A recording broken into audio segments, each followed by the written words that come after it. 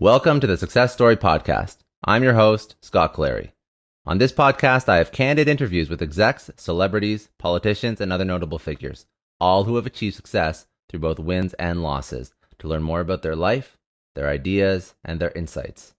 I sit down with leaders and mentors and unpack their story to help pass those lessons on to others through both experiences and tactical strategy for business professionals, entrepreneurs, and everyone in between. Without further ado, another episode of the Success Story Podcast. Thanks again for joining me. Today I am sitting down with Kevin Hancock, who is the CEO of Hancock Lumber. This is one of the oldest companies in America, and it is a 6-time recipient of the Best Places to Work in Maine Award. In 2010, at the peak of the national housing and mortgage market collapse, Kevin acquired a rare neurological voice disorder called spasmodic dysphonia when his own voice became weakened.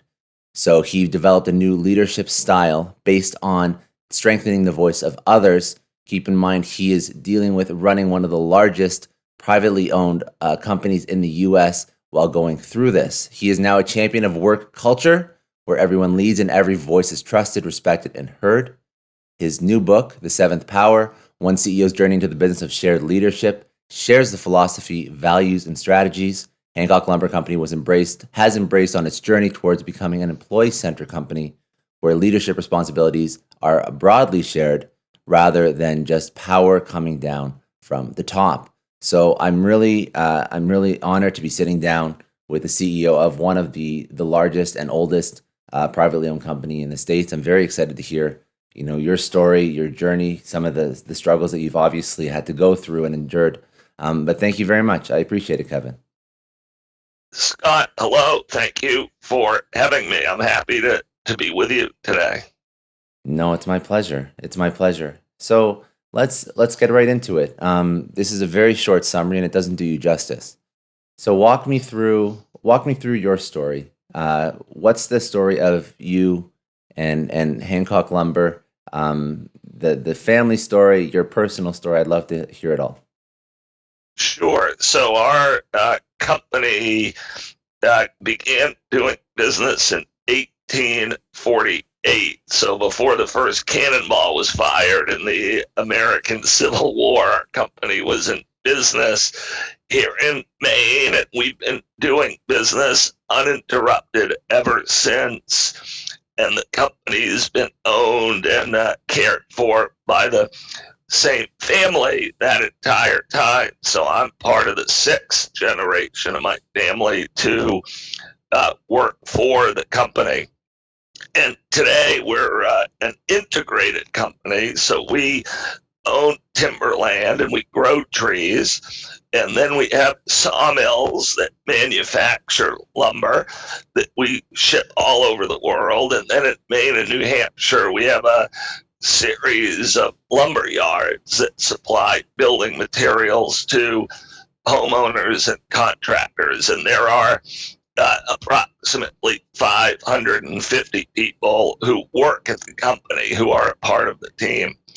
So to the story you mentioned, in 2010, right at the peak of the housing and mortgage market collapse, I began to have a bit of trouble speaking, and it turned something I'd always taken for granted, never thought much about and done a lot of. As a CEO, really your tool is your voice. And suddenly I couldn't really use mine very much. I've recovered a good bit since, but at the time I would not have been able to do this with you. It wouldn't have been possible. So it turned out I'd acquired a rare voice disorder called spasmodic dysphonia, and in a hurry, I had to figure out how to lead differently without really speaking a lot. And what I started doing defensively initially really triggered all the change that followed. Someone would come up to me at work with a question or a problem, and I knew I wasn't going to be able to give much of an answer. So I started saying things like, geez, that is a good question. What do you think we should do about it?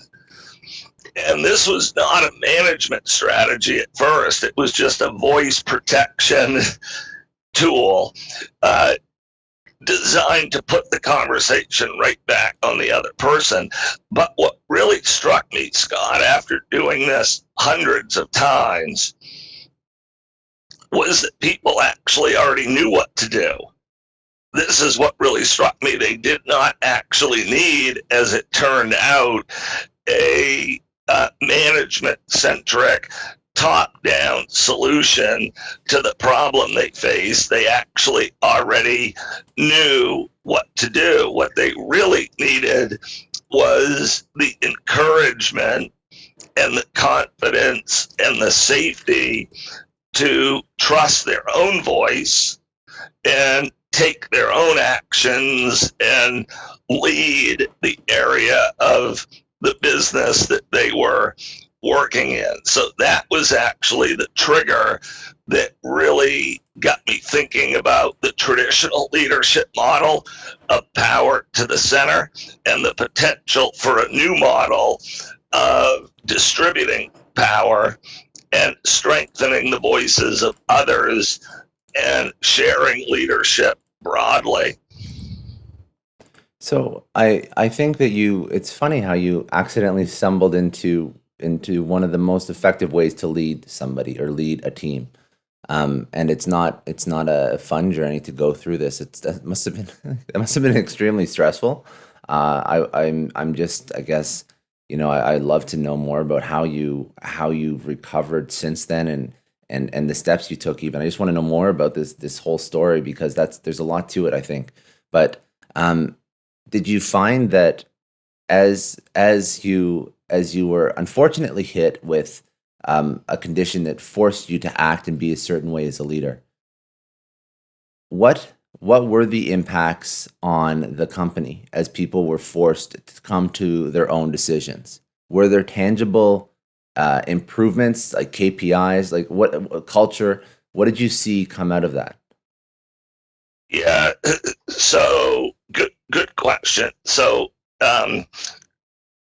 I kind of stumbled upon this idea and then really got serious about how a company would institutionalize a structure of dispersed power and shared leadership where everyone felt like they had a voice. So we went to work really resetting our core systems to be more inclusive and to create more space for dialogue, essentially patience for process, so that everyone could have an opportunity to participate in discussions around the most important choices the company was making.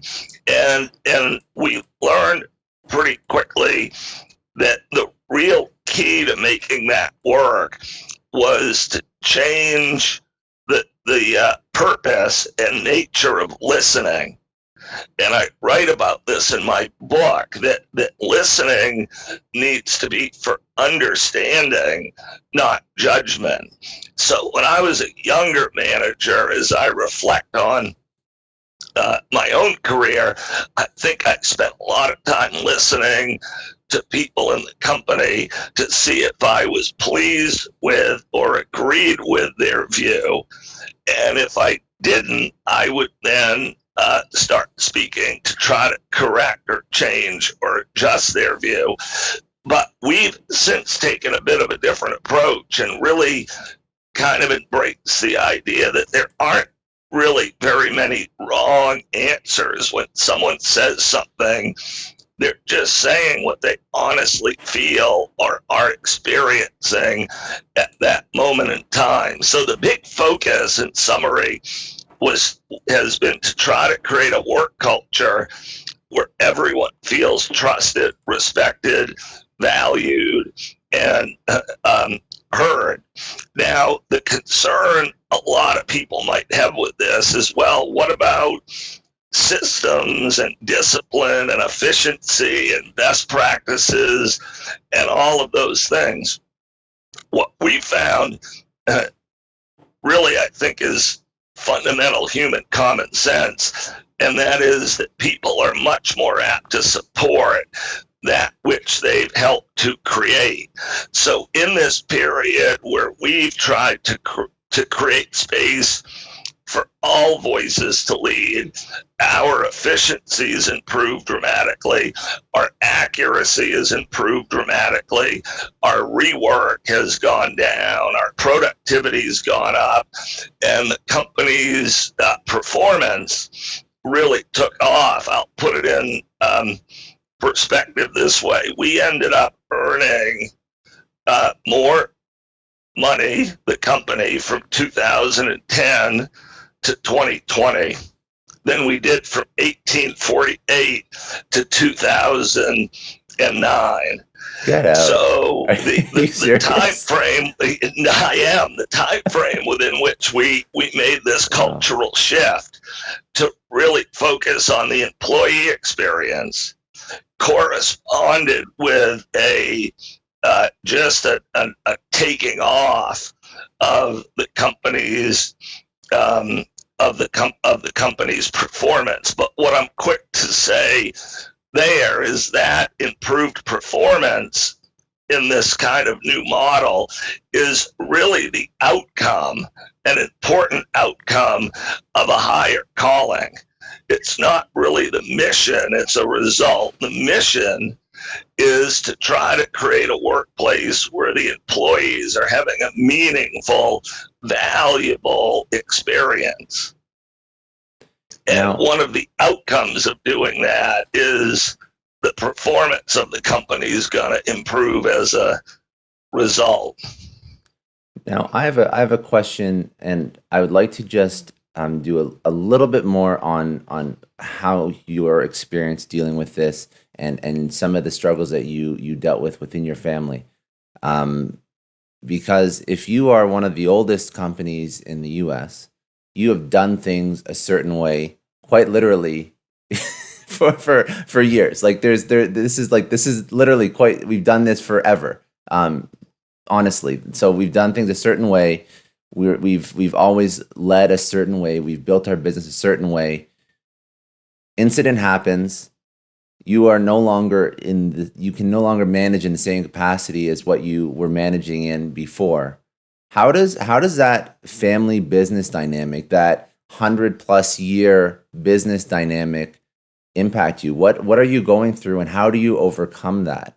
Because if I was, say, I don't know the whole family situation, you were leading when you had this issue, and obviously somebody else in your family was leading before you, I'm assuming. What was the conversation? Not just maybe we should hire somebody, maybe we should bring somebody in. So how did you sort of overcome that? Yeah, those are great questions. So I initially wondered if my voice condition was going to limit or even prevent my ability to keep doing my job. That was uncertainty I faced, and it scared me. But I laugh about that now. I said to myself at the time, what possible good could a CEO be who can't talk all the time? And today I see that in a very different light. So it definitely created some uncertainty, and it took a good bit of courage in the way that all humans are called to face. But the other part of your question that I think is really interesting is the whole question of entrepreneurship. My favorite definition of an entrepreneur, I forget who said it, but the definition that I love is someone who takes a risk to create change. So when you look at industry, we always look at startups or new ventures as entrepreneurial in nature, which they are. But additionally, any company or organization that's going to survive generationally is constantly going to have to reinvent itself. So one of the big challenges for a multi-generational company is exactly this point that you're getting at, which is how do you respect your past and honor your traditions, and yet constantly being disruptive with your own model. I've worked for our company now for 30 years, and we have changed in so many ways that had we not changed, I don't know that we would be here today. So in my view, every generation of a multi-generational institution has to be entrepreneurial by definition in order for that institution to continue to grow and be relevant. That's a very good takeaway. I also saw one other point. I'm reading a few points that I took down from your book because it sort of walks through your story, and then it sort of delivers some lessons.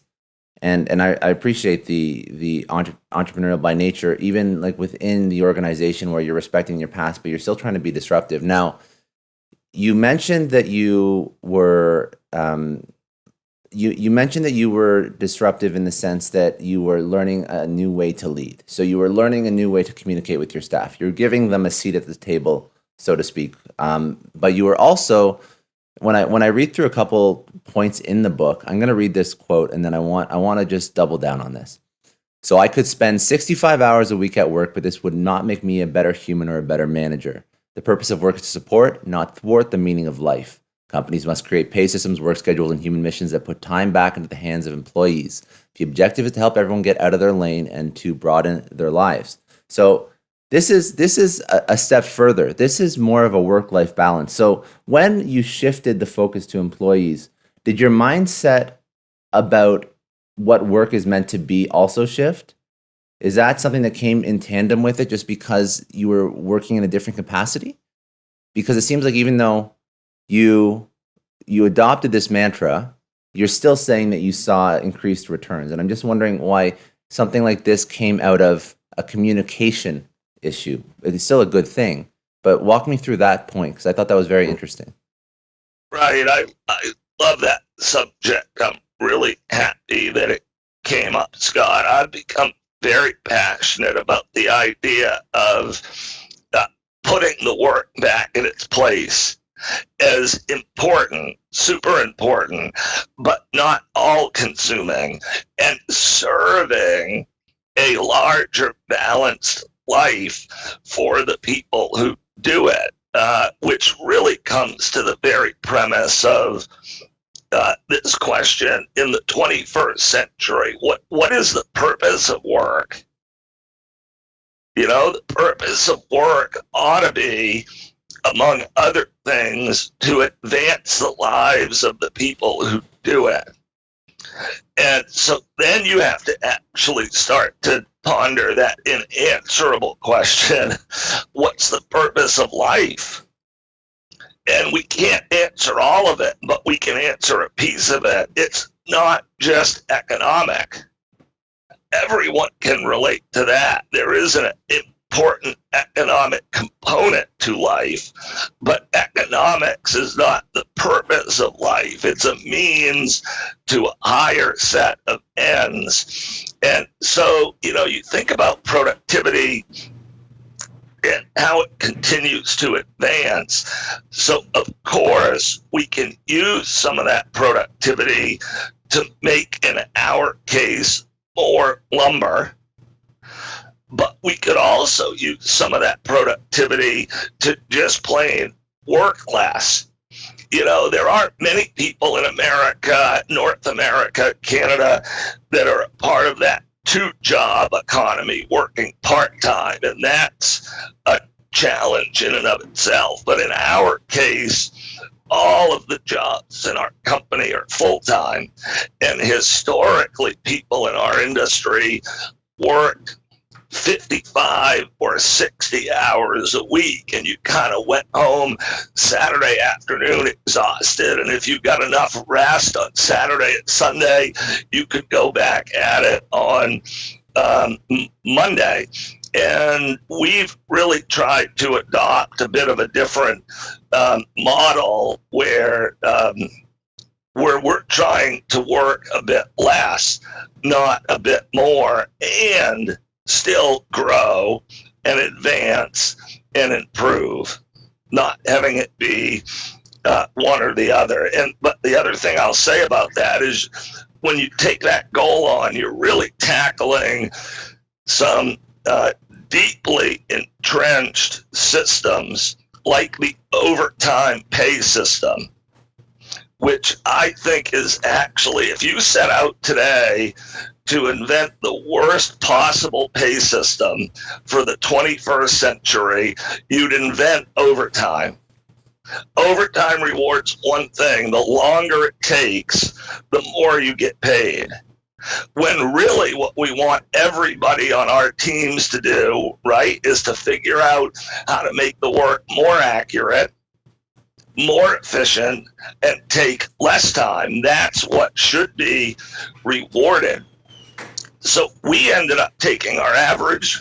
Well, let me give you some data. We have doubled our sales this decade and reduced the average work week from 48 hours to 40, and significantly increased the take-home pay of our employees by increasing the base pay rates and by building a brand new set of incentives. We call it performance gold, that pays for accuracy, efficiency, safety, productivity, things that reduce time, not things that take more time. Now, can I ask why it seems like that is not the norm? Yet a company that is literally one of the oldest companies is now adopting these forward-looking policies. Do you have any idea as to why companies don't change? Is it just the status quo? I think that I do. I don't know that I have the answer, but I have an idea, and it's a simple one. I just don't think people are thinking enough about the purpose of work. And I don't think there's enough focus on mission. And mission really matters. If mission, and there's a lot of talk about this right now in the business world, which is very healthy. But if the only purpose of a business is to maximize profit in the short term, that's going to create a set of outcomes. But let's say, like in our case, the mission's different. The mission we chose to adopt is one that I talk about as being employee-centric, where the first mission of the company is to be valuable to the people who work here and to have their job advance their life in more than just economic ways. So now if that's the mission, suddenly a whole new set of priorities and thoughts and outcomes start to emerge. Everybody in that model, that is not about kicking the company's worth to the curb. Everybody in a company understands the well-being of the company is a super top priority.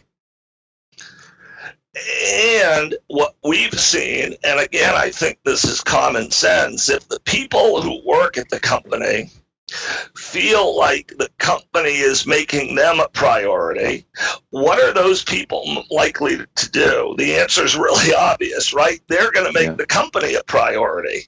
And so serving others, this is just an obvious life lesson being applied to business. Serving others often enhances the lives of those who do it far beyond what they feel they've given. And that same think holds true in a corporate setting. So to answer your question, I just think it's not enough thought given to what actually is the mission and purpose of this company, and a slight twist to think about profit as an important outcome of a higher calling, as opposed to the only driver or the only metric. I like that a lot, and I think that listen, it's always nice to say, oh, that would be so nice if we ran our business like that. We always want to focus on people, but we have shareholders, we have stakeholders, we have to. But now you're over the past decade, you're a use case. You're an actual example of how servant leadership, of how this type of sort of forward-looking leadership. I wish I didn't have to call it forward-looking leadership, but let's call it what it is. Not every company considers that to be the benchmark, and I think that they should. So that forward-looking leadership and doing things a little bit differently, that's actually paid off in spades. So this is a perfect use case of showing how it actually can benefit a company. Now, can I this is a really great topic. I don't want to dive off and divulge, but I do want to just understand. I was just curious because it wasn't clear to me when I was reading about, when we first connected, I was looking into the book that you wrote called, obviously, The Seventh Power, and what is the seventh power? I want to know what that piece is, because I don't actually know what that is. Yeah. So there's a second part to the story. The first part is my own voice condition, which we discussed. The second part is 2 years later, beginning in 2012, I began traveling from my home in Maine to the Pine Ridge Indian Reservation in the southwest corner of South Dakota on the northern plains. That reservation is the biggest, most remote, most traditionally disenfranchised, and today poorest of all the Sioux reservations on the northern plains. So, and I've now been there over 20 times. There, Scott, I discovered or met an entire community that didn't feel fully heard.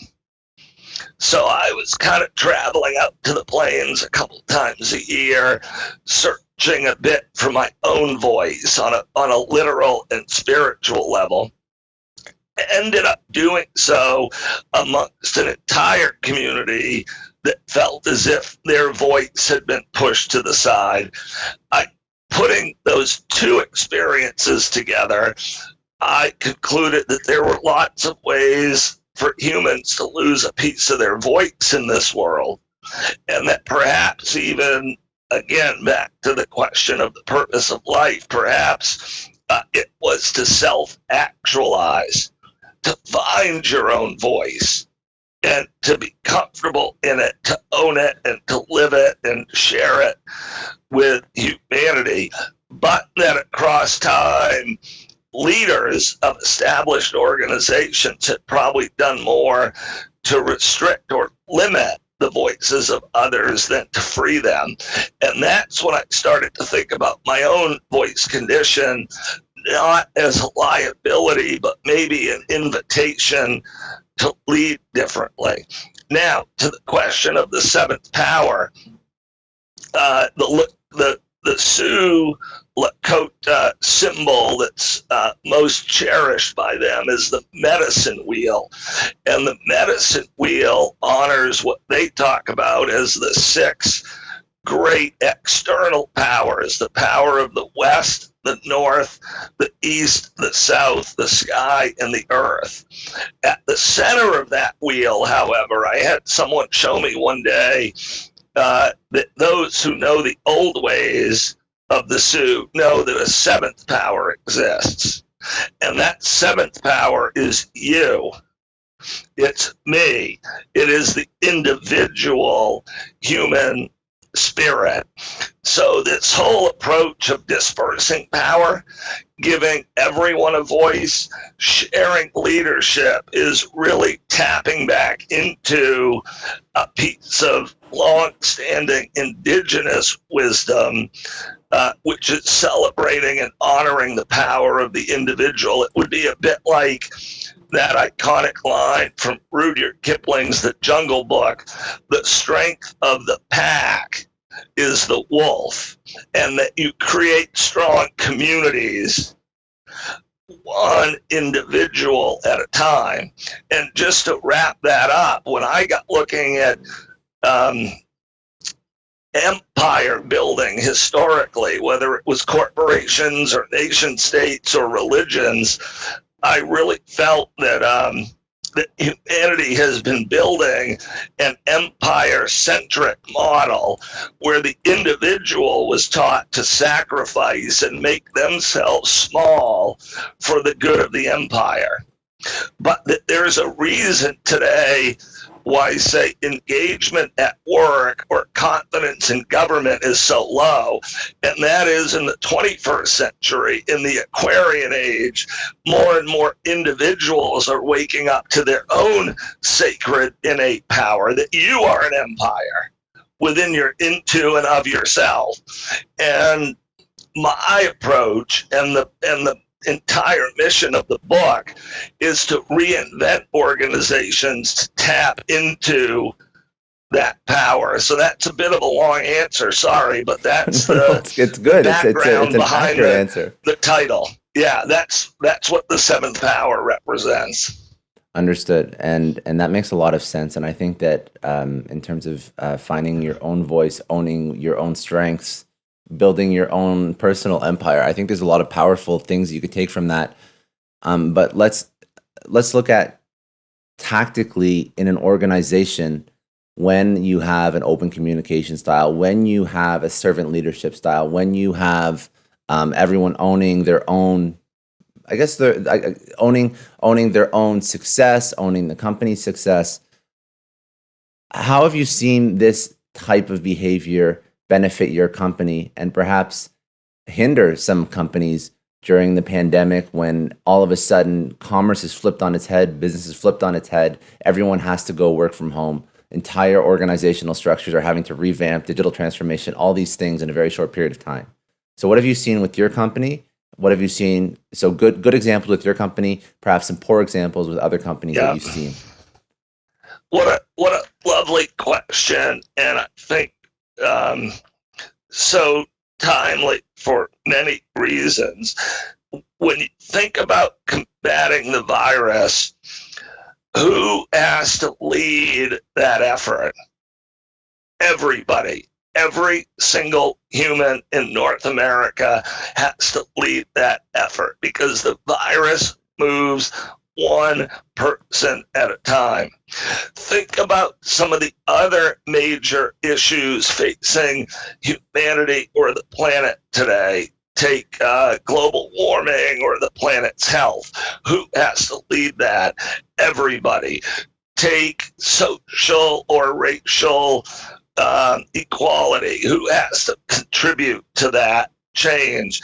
Everybody. We're living in a world today where the big opportunities require everybody. The big opportunities require everybody. So I believe this model of dispersed power is the optimal model for the 21st century, an internet-connected, 24/7 transportation-enabled world.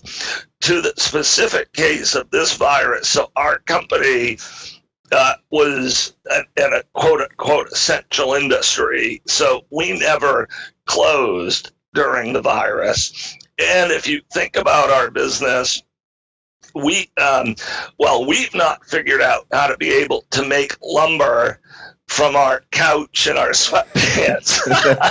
So that's a good point. That's a very good point. Everything we do, we either have to be at work to do it, or it doesn't happen. So not only have we worked the entire time, we've worked on site the entire time. And we do have a few administrative jobs that could be done from home, but we decided to all stand together.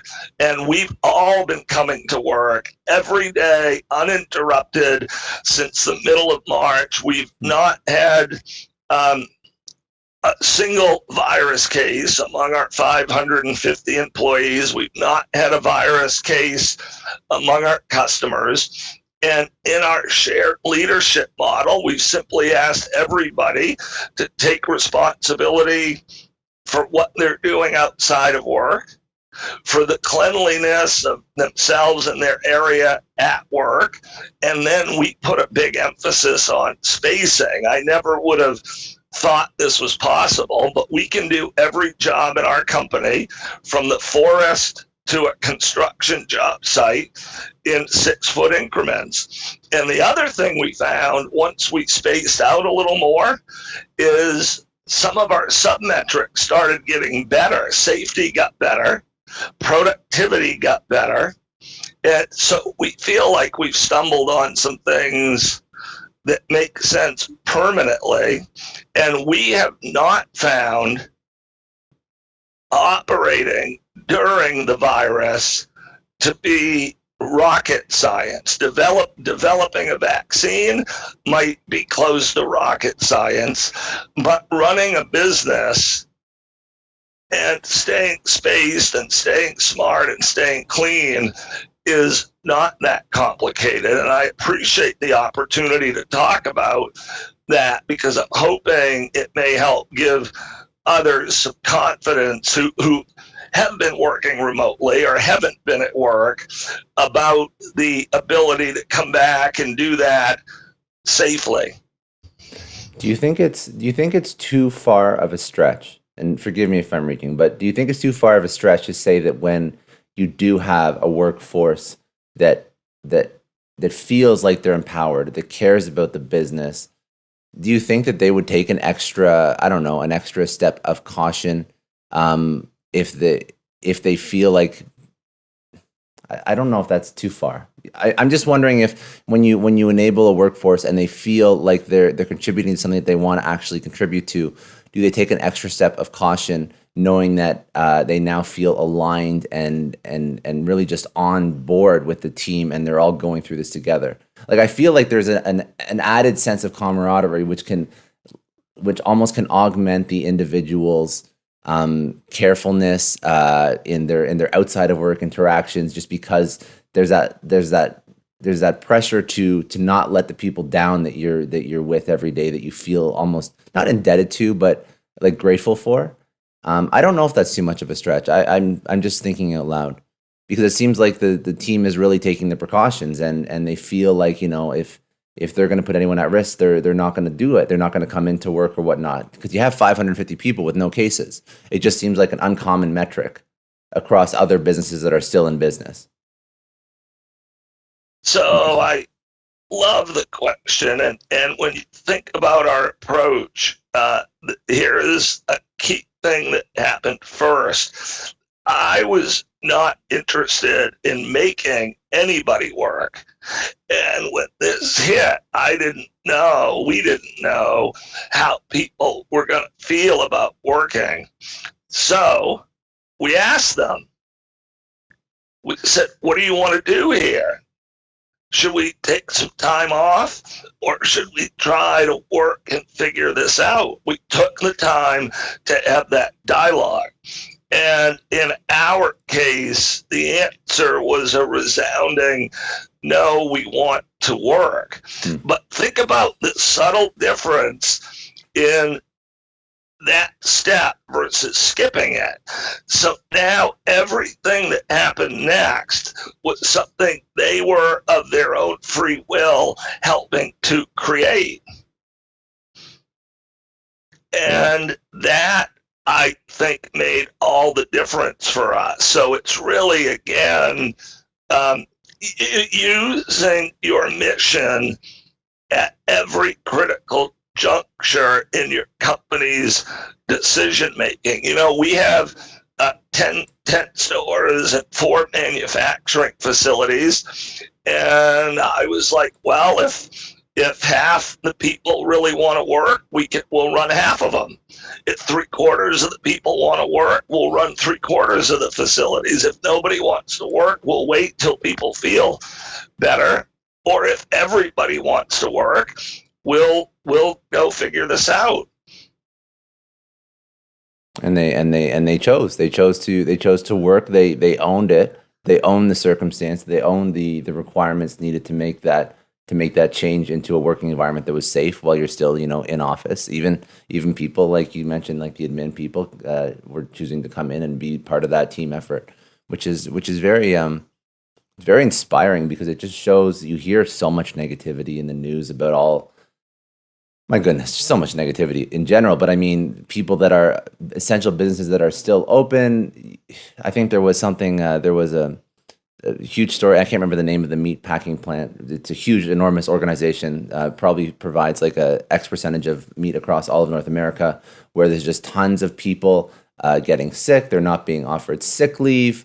They're being forced to work. Like this, just all these negative stories about people working during pandemic when for essential services. So it's really just nice to hear a positive story for once, because there's so much negativity about all these people being forced to work and not, they don't have a choice. They don't have sick leave. They don't have benefits. What do? They need to provide for their family. So the company doesn't shut down. Now, you get 50% of the employees are sick with COVID. It's just all this negativity. So it's nice to hear a positive story. I appreciate that a lot. What I wanted to, I always have some closing questions to just tee up like your life experience. But I also wanted to give you the floor for anything that we didn't discuss that you wanted to bring onto the podcast. Was there anything in your career to tee up your story, or in the book that we didn't go into? Thank you. No, we've covered a lot, but there is one question for the future that my book contemplates, and it's simply this: what if everybody on Earth felt trusted, respected, valued, heard, and safe? What might change? I think everything might change. Where can that occur? I think the place of work is an exceptional candidate to create that kind of feeling within individuals. Where do adults get to continue to grow and find themselves? School ends when we're 18 or 22 or whatever. But we've still got so much growth to do. We all know that. That never ends. So we need institutions that can foster that. And I believe the place of work is the prime candidate, in part because so many people work, and second, because the place of work becomes stronger when you take that approach of serving the individual voice. So when we think about change on this planet, I think when we look to governments or big bureaucratic institutions, with all due respect, I think we're looking in the wrong place. I think change needs to happen on a soul's level, one individual at a time, and the power of making people feel trusted, respected, valued, and heard, I think can transform humanity. That's a very strong statement, and I agree with that, because we always look to the other to fix our own problems. But let's start at home. Let's start in our own selves, but also, where do people spend most of the time? Where do people get influenced the most? What has the biggest impact? Well, my goodness, work. It's what we do for a living. It's what we live. We spend more time at work with our colleagues and peers than we do with our spouse and our family in most cases. So let's optimize that environment and build and facilitate growth in that arena. Because when we don't, that it just ruins people's lives when they are just stuck in an environment with a company that doesn't think the way yours does. I think that that's the number one place that we can start. And all of it is just shifting that lens. And like I'm so happy you brought out some actual KPIs and some actual data points that sort of back up what you're discussing, because there's a lot of talk about leadership, but I don't think I have a ton of. I have some. Don't get me wrong. There's a lot of great companies that do a lot of great things, but I don't think enough are sort of preaching the data points that they've seen in relation to some of the I guess the forward-looking sort of improvements they made in their culture and how they manage, how they lead, and how their employees sort of engage with the upper executives, right? And I think that balance of power is very important. And I wish more people would sort of speak to that. And speak about the positive benefits, like just exactly like what you did, because there's a really strong story for switching the way that we work and the way that we manage and the way that we lead and the way business is conducted. And it doesn't have to always hit the bottom line. Just because we're thinking a different way, it doesn't mean that we're reducing our margins or our shareholders are not getting the same return or whatever your excuse may be for not trying to switch things up. Anyways, I really appreciate the conversation. I want to ask a few just insight life lesson questions because you've gone through a lot. So one question I like to ask is if you were going to tell your younger self one lesson, anything, what would it be? You can take a second to think if you want. Well, I know it's always it's a loaded one. No, I love it. It would be to become the change, that iconic quote from Gandhi, to learn to look inward for growth and progress, that the external world can be all consuming, but the real truth that we're seeking and the opportunity for growth that we're seeking lies within. So I tell myself to start looking in the right place for change, which is at me, not at anyone else but me. That's a good lesson. That's a very good lesson. I think that if more people looked inside themselves and actually focused on themselves first, that would start to accomplish some of those utopian goals that you were listing out, which I can only hope we try and move towards achieving. There's a lot of social change happening right now too, so I think that a lot of that introspection can be a very good thing. Another question: what is one resource that you would recommend that you've learned from? It could be a book, a podcast, an Audible, a person that you would suggest somebody go read, go listen to, go look into. Yeah, I'd say my favorite business author is Jim Collins, who's got a bunch of books out, but my two favorites are Built to Last and Good to Great. And within the book Built to Last, my favorite idea that he writes about is the power of the and versus the tyranny of the or. I've thought about that a lot with respect to work and this pandemic. So in one model, it would be framed this way: we can work or we can be safe. In the other model that's framed with this connector, we can work and we can be safe, a whole new set of possibilities emerge. So the possibilities often derive from how the question or the proposition is framed. And he talks about the tyranny or the limiting of the word or, the limiting power, and the liberating power of the word and. So Jim Collins. Very good. And last question, a most important question: where do people go to find more about yourself, your journey, your book? Is there a LinkedIn website? All those resources. Sure. Thank you. So you can see our company at HancockLumber.com. then you can specifically connect with me at KevinDHancock.com. D is in David. And there on that site, there are a bunch of resources, including my books that you can order there, or you can access this book and my first one on Amazon or anywhere that books are sold.